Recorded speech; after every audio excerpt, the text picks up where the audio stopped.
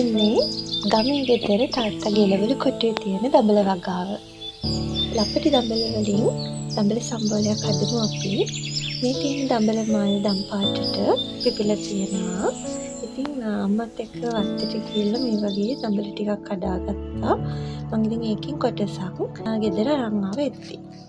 ඉතින් ඒ දඹල ටිකෙන් මම අද රසම රස දඹල සම්බෝලයක් හදාන්න යන්නේ. මුලින්ම මේ ටික හොඳට සෝදගෙන දෙපැත්තෙන් නූල අයින් කරලා මෙන්න මේ විදිහට ගොඩක් හීනි වෙන්න කපා ගන්නවා දඹල ටික. ලපටි නිසා ලස්සනට මේ විදිහට කපලා ගන්න පුළුවන්.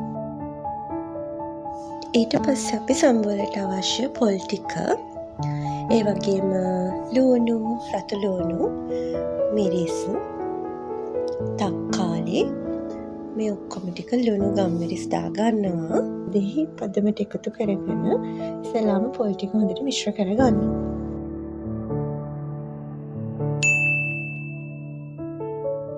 පොල් ටික හොඳට මිශ්‍ර වුණාම තමයි අර හීනියට කපාගත්ත දඹල ටික දාන්නේ. දාලා ආපහු හොඳට මිශ්‍ර කරගන්නවා. මෙච්චරයි කරන්න තියෙන්නේ. මේක හරියම රසයි. ඉතින් ඔයත් හදලා බලන්න. ලපටි දඹල හම්බුනොත් මේ විදිහේ දඹල සම්බෝලයක්.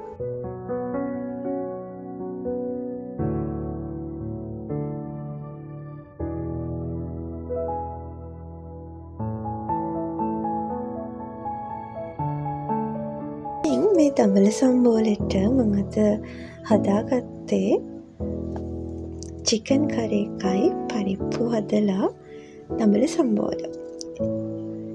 එහෙනම් මං ගිහින් එන්නම්. සුබ දවසක්.